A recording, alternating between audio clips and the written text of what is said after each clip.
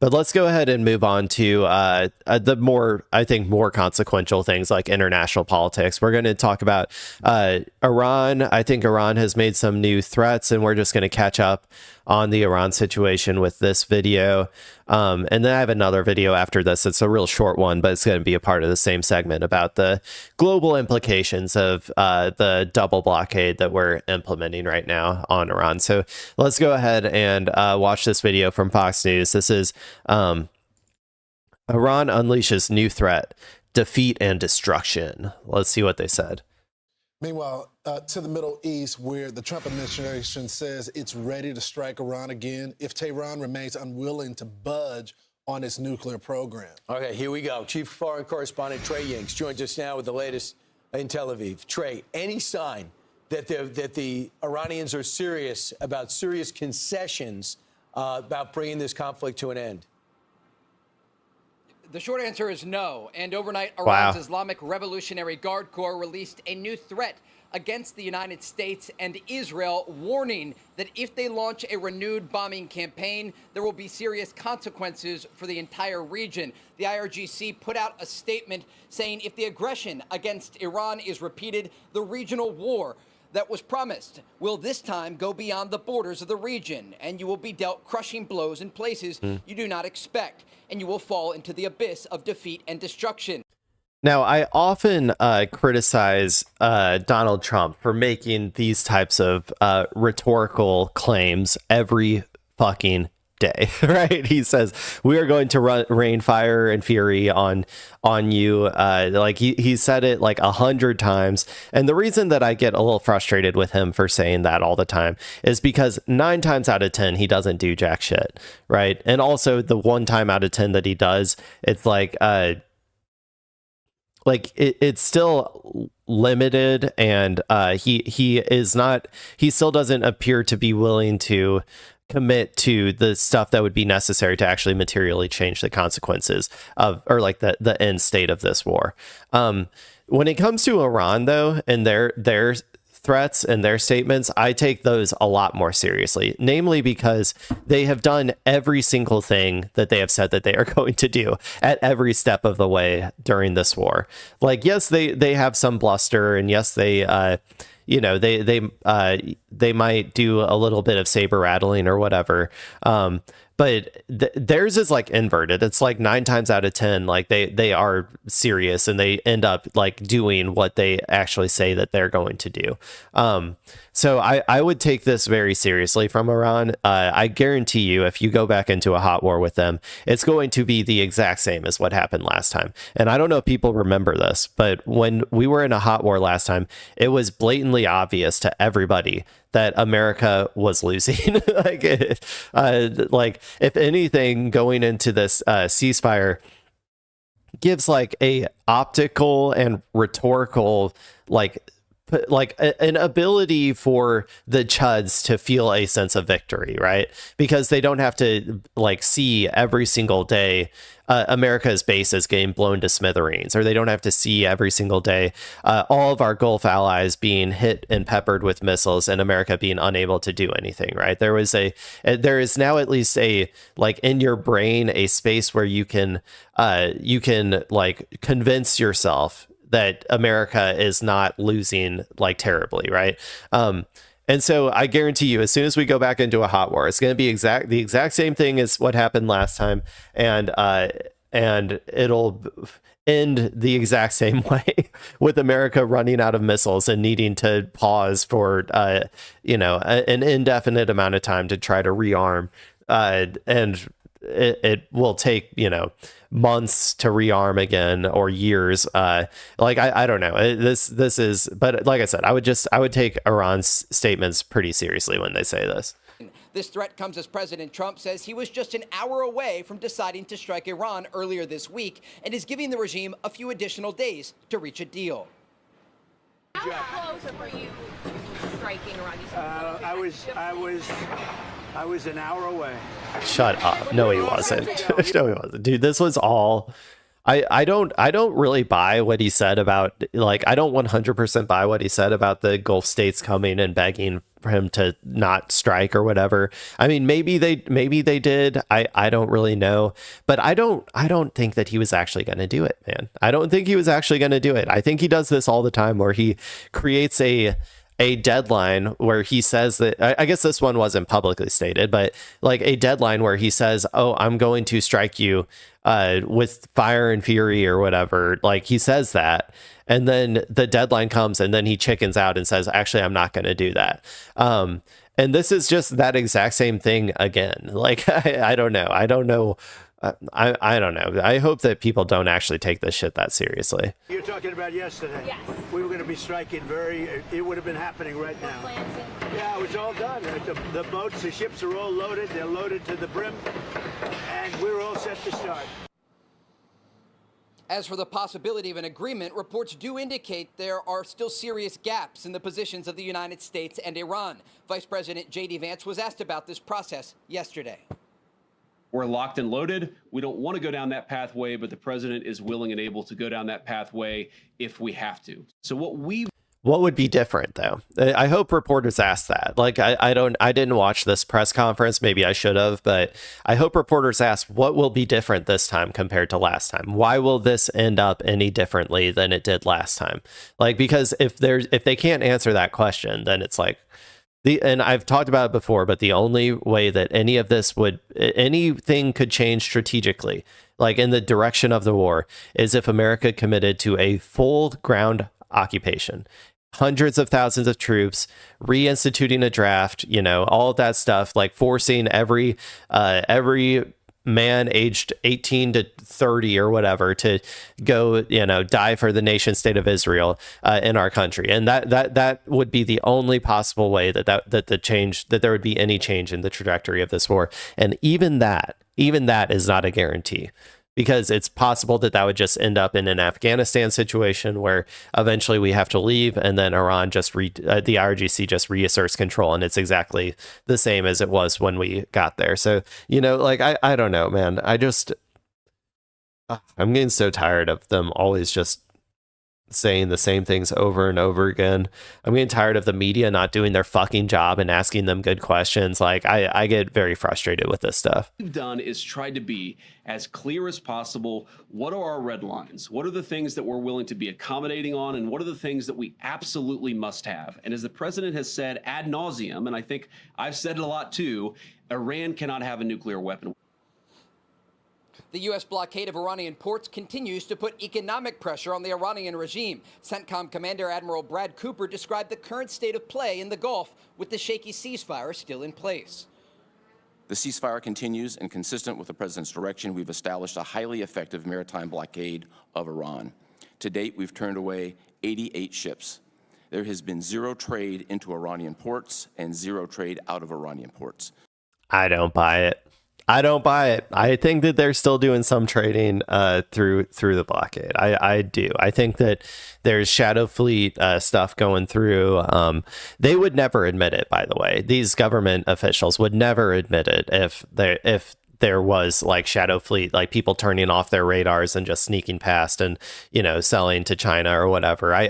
They would never admit it. But I mean, I think that that's probably happening. And also, by the way, I don't know if they know this, but they can also sell this shit over land routes. Like, it's not Cuba, man. It's not Cuba. It's not an island. Like, it has land routes. They're able to sell this stuff over land routes. It's not as efficient. 100%. It's not as efficient.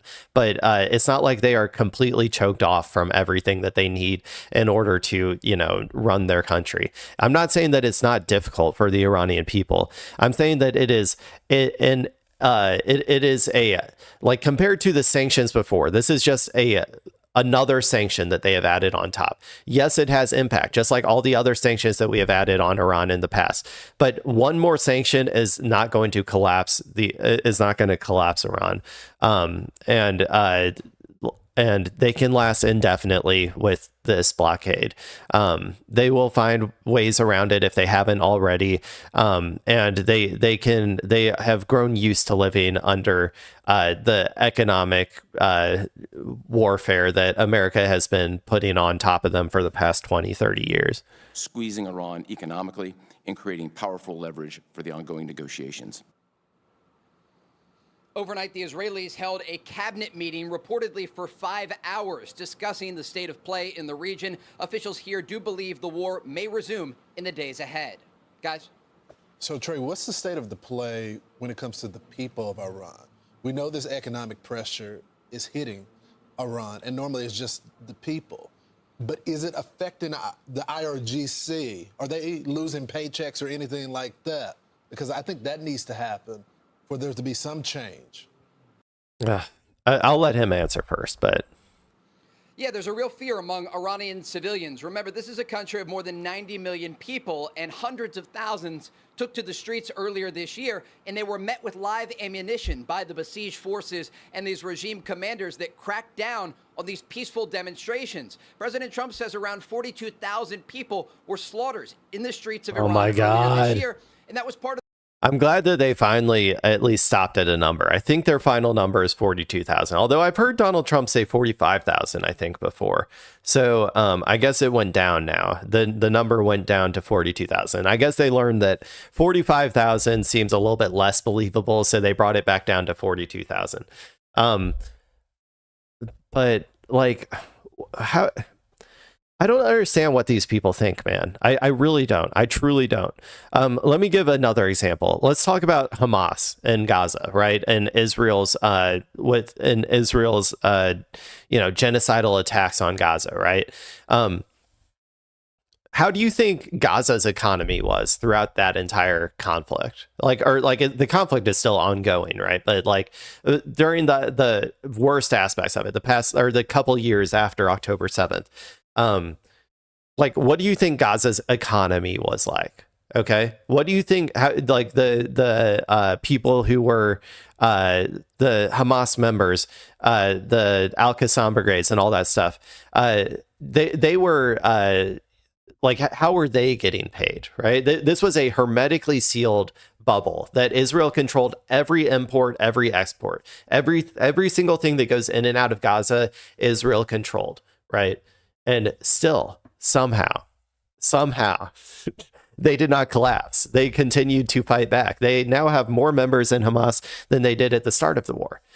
Why do you think that this is going to change anything? Why do you think that the IRGC is going to collapse? Why do you think, why do you think this is going to cause some sort of uprising? It didn't happen in Gaza. Why do you think this is going to be any different in a situation where they have way more options, way more abilities to still do trade, way more institutions and internal production capabilities and internal mechanisms to be able to fund and pay for their war efforts? I literally cannot comprehend how these people can think that this is going to change anything, man. I swear to God, I just don't get it. I don't understand what is going through their brains. I assume that they're just doing propaganda, but I honestly think a lot of these people actually believe the propaganda as well.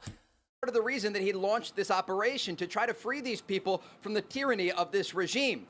And what we have seen is a real fear among the people. But remember, the regime still has some popular support, and you saw some of their supporters in the streets of Tehran yesterday chanting death to America and death to Israel. And then overnight, this statement by the IRGC. Yeah, guess what? They have more popular support now than they did before you started the war.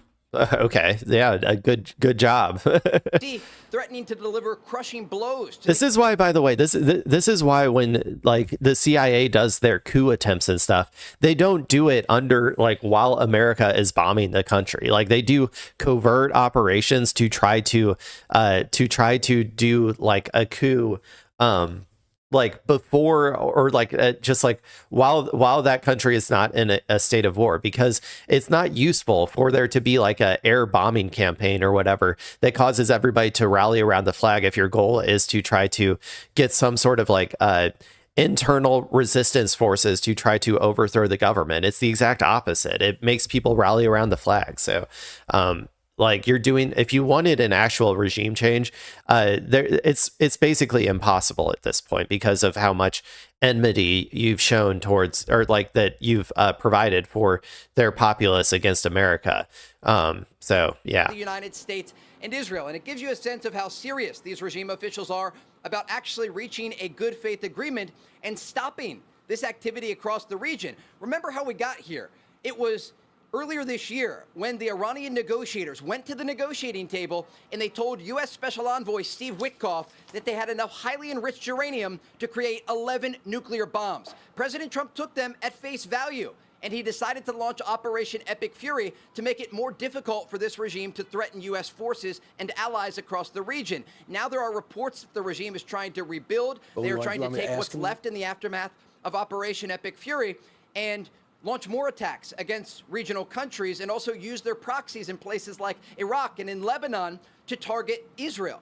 And so this is a situation where the regime has two options. Well, don't say that, buddy. Everybody fucking hates Israel. You're going to make people get on the side of Iran if you keep talking like that. You need to leave that shit out of your reporting. You need to be like, Iran is actually aligning with Israel. That's what you should do. You should try to psyop people into like hating Iran via Israel. Like, don't tell them that Iran is fighting back against like the great Satan of Israel. Like that's not a winning message, man. Here, according to President Trump, they're either going to sign on the dotted line a good faith deal, or this bombing campaign is going to resume. And Trey, it's amazing because they said we want reparations. We want to be able to charge for the Strait of Hormuz and all sanctions lifted. Oh yeah, that's a country that's looking to do a deal. Not really. Guess what? Who's that? Is that Kilmeade? Or what's his name? I forget what his name is. Guess what? America is going to agree to all of those things eventually. They are. America is going to agree to every single one of those eventually. Like Iran already accomplished most of that militarily. Like Iran de facto controls the Strait of Hormuz. America can't stay there forever. This costs billions of dollars a day. People are eventually going to get pissed once they feel, some more of the economic implications of this. America is going to have to go home someday. All of those bases in the region, they're all empty because Iran blew them to smithereens, and America evacuated all of them because they didn't have the stomach for losing troops, right? America will inevitably agree to all of those conditions that Iran. Oh, what's going on with my camera? Is it okay? It's refocused. America will agree to all of those. So this is funny. I can't wait, man. In the future, I can't wait. I'll have all my I told you so's like right up, ready to go. I'm gonna go up to all of these goons and be like, I told you so. But yeah, I mean, I don't know. This is a little bit. This is more fun for me at this point, I guess, because I'm like, these people, they live in such a fantasy world. Eventually, it all has to come crashing down, and I'm gonna be here for it. But what about Operation Economic Fury, led by Scott Bessent, where he's already frozen nearly $500 million in Iranian cryptocurrency, and he's been extremely strong on this. But I believe yesterday he asked for help. Wow. Yeah, absolutely. Scott Bessent is calling on countries around the world to increase economic pressure on the Iranian regime. The Trump administration wants to use just one more sanction, man. They only have one idea, just one more sanction. It'll happen. They'll collapse any day now. Just one more sanction, I swear. The Islamic Republic and the officials in Tehran. We know that the exports for the regime are down 90%. They're currently extracting crude. They have like an autistic fixation on sanctions, man. They like a hyper fixation where it's the only thing that they can ever think of in terms of trying to get the outcomes they want. Man, it's crazy. Oil at 50%. and those ports remain blocked by the U.S. Navy. CENTCOM Commander Admiral Brad Cooper says more than 80 vessels have been redirected, and we know that 4 were disabled when they tried to breach the U.S. naval blockade. All of this comes amid the backdrop of a massive U.S. military buildup across the region that includes transport planes and refuelers My tax arriving dollars. here each day. We are looking at a situation that if Iran does not make some sort of breakthrough at the negotiating table, this war is going to resume, and it's going to put Iran in a situation where they are unable to rebuild. The president has already been clear. Power plants and bridges are on the table for the target list, and each and every day this economic blockade continues and the possibility of military action remains. Dude, I don't, again, we live in hell. They're doing the exact same thing that they tried in, like, I don't know, like in Gaza or in Lebanon. It's like they think that the more war crimes they commit, the better outcome they're going to get. I'm sorry, that's just not how it works. The more war crimes you commit, you will not get any better outcomes. The more civilian infrastructure you hit, you will not get any better outcomes. It's not going to cause the people to rebel against the Iranians. It's not going to cause some sort of like uprising or something. It will just, you know, you will just be causing suffering to civilians and getting literally nothing strategically from it. Like it doesn't work. It has never worked. Like Hamas is stronger now than it was when they started their war. America and Israel did unlimited war crimes in Gaza, and guess what? Hamas is still there. Hamas is, like I said, stronger than it was before. Same with in Lebanon. They're just boosting Hezbollah. They're making Hezbollah even stronger. Every single war crime that they commit in Lebanon, they make the resistance stronger. And similarly, every war crime that they commit in Iran will just make the IRGC stronger. It's a ridiculous. It has failed every single time in all of human history, or at least all in American history of the war on terror and stuff. The more war crimes you commit does not get you a better strategic outcome. It has never happened. The Islamic Republic becomes weaker and weaker. Guys? Thank you so much, Trey. So inflation has surged. Their food and their medicine prices have more than doubled. Their bread. By the way, the Committee on the War Crimes is like a. It is what's the word? In exchange of doing actual like militarily significant things, like actually, it's because they are unable to do any actual real damage to Iran's like ballistic missiles, or it is because they can't really target, or they can't strategically impact the IRGC by hitting their members consistently or whatever, or like making any actual dent in the amount of people who are militarily fighting for Iran, right? Because they are unable to do that, they revert back to, okay, let's just commit atrocities. It's classic like child tantrum shit, like lashing out at the just breaking things that they can because they're not able to actually impact the war in a meaningful way. That's why they do it, generally speaking. And cereal is up 100. And then Israel just is ideologically committed to killing as many babies as possible. So there's that as well. 140%. Thousands of factories, they're not getting their supplies because of the blockade in the Strait of Hormuz. 2 million jobs have been lost. Iran's currency is plummeting to a record low.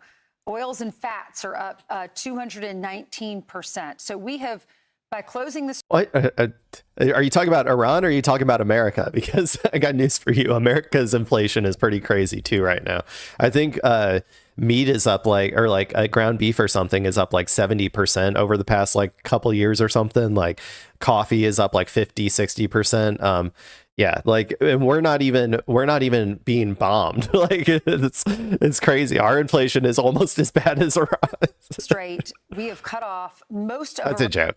I'm being hyperbolic, people. Iran's is much worse, but still. 90% of its annual trade passes through the Strait of Hormuz. So when do the people stand up? I know we saw many of them stand up in January, but if this were happening in America, in 4 years, the president would be out, the people would be revolting, the people would be standing up and voting in a different way. I know they don't have that luxury in Iran, but when do they have the power to revolt and to stand Never. up and say no more of this regime? It's never going to That's why happen. Many Americans would argue that that's why our Second Amendment of rights are so important. There. Shut the fuck up, dude. Unfortunately, in Iran, those point. people don't have a Second Amendment right, and so They don't have weapons, They can't right. go against their government right now because they don't have. See, there's plenty of weapons in Iran. Trust me. Like, there's plenty of weapons. I don't know if the populace is as armed as America, but there are plenty of weapons in Iran.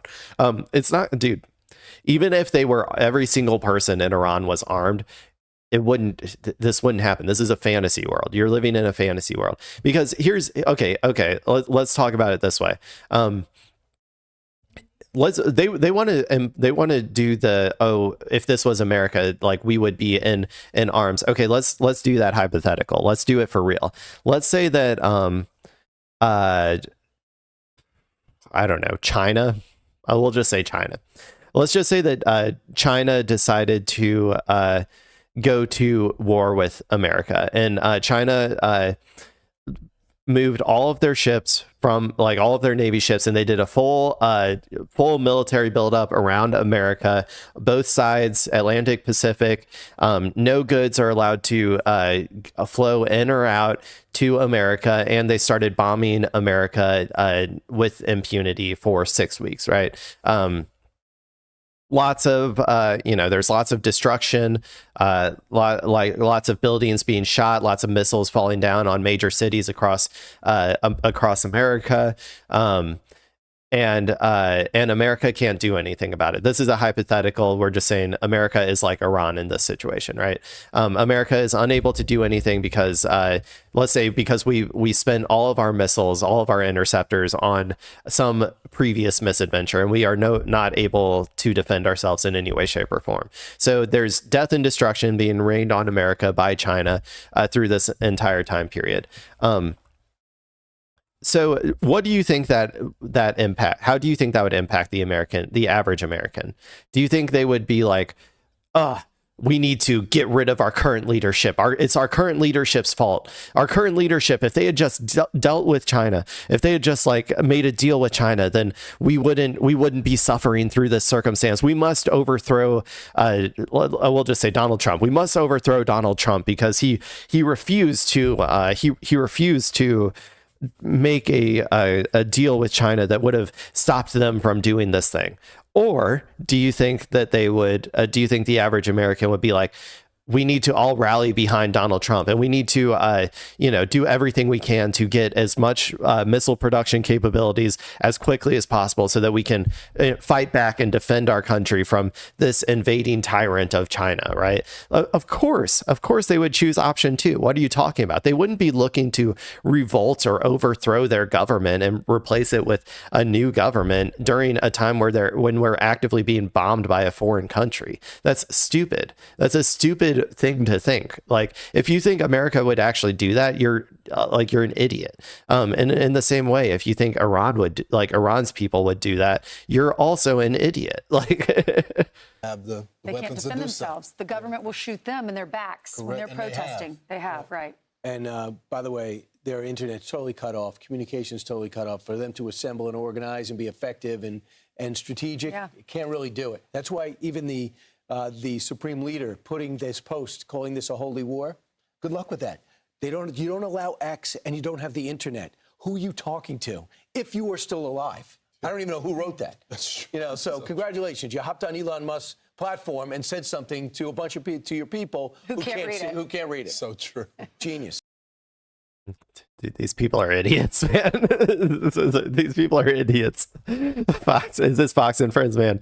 They need to put me in, coach. I swear, I will challenge these people's. They won't know what hit them after I hit them with all these truth bombs, man. Their brains will be looking like South Lebanon after I hit them with this many truth bombs, man.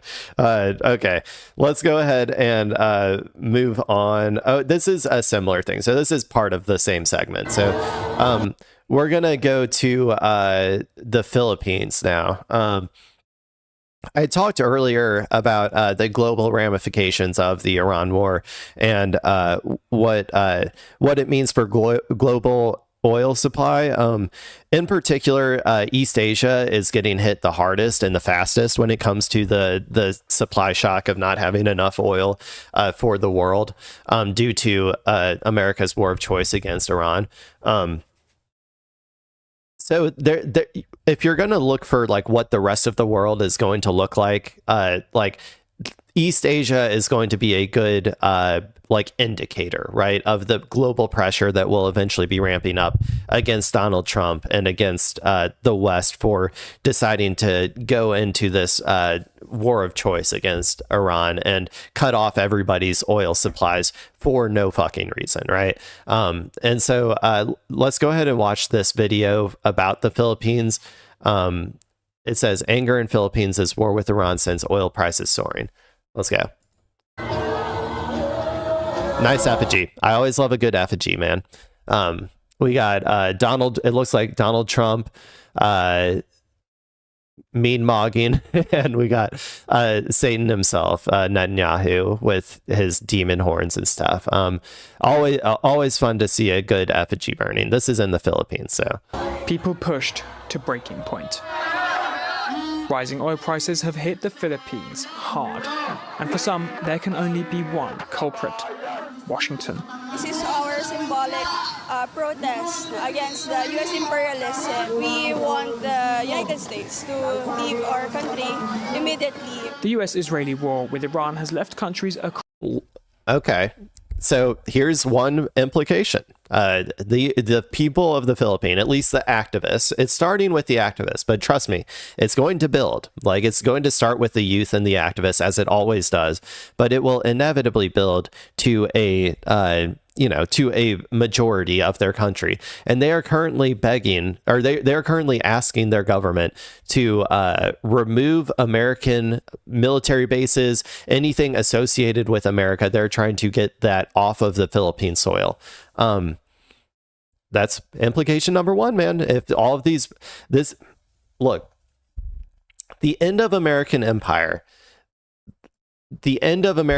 I don't know if this is it, but this is what it will look like. It will be all of these military bases that we have peppered all across the world as people start to realize that America is not capable or willing to protect them for having these bases on their soil, will start to get abandoned or will start to get pushed out, right? We've seen some of this in Africa as like a lot of African countries are moving away from the classic like situation of having American military bases as their security and moving towards having economic cooperational ties with China instead.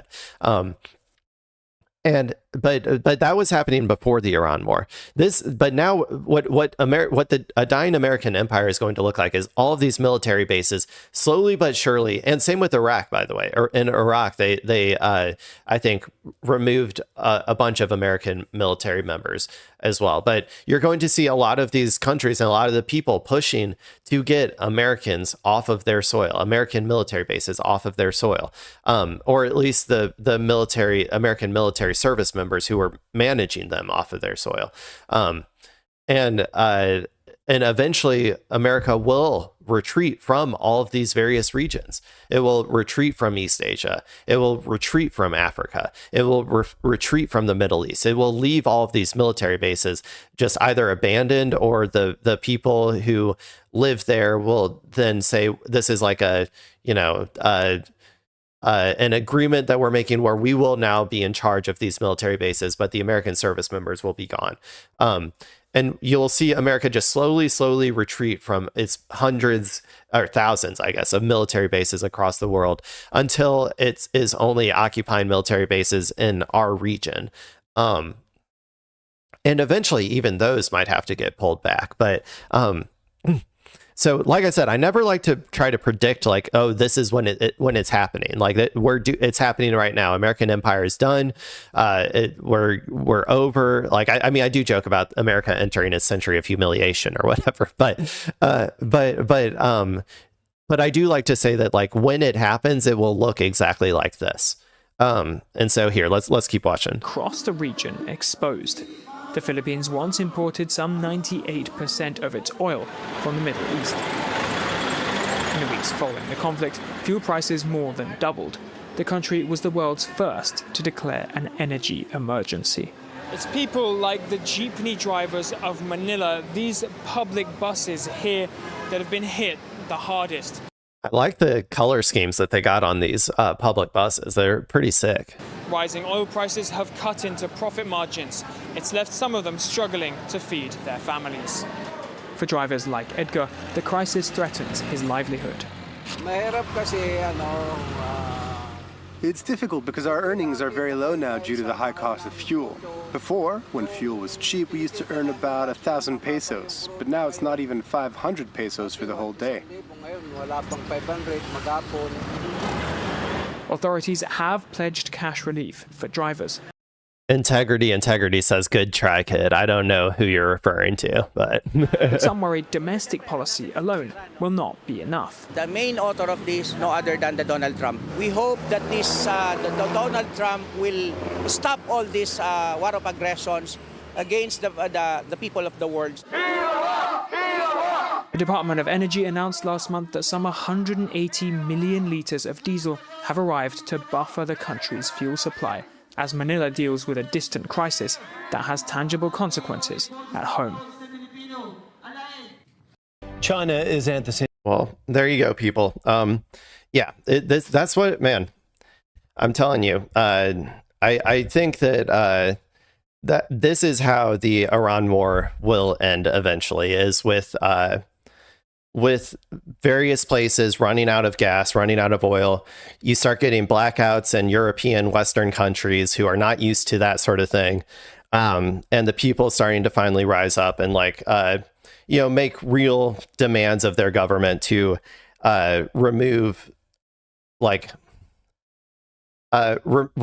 American military bases, American service members, American support. I do think that that's probably how it will end up ending. So, but it's probably still going to be a long conflict. So, be prepared for the long haul, people.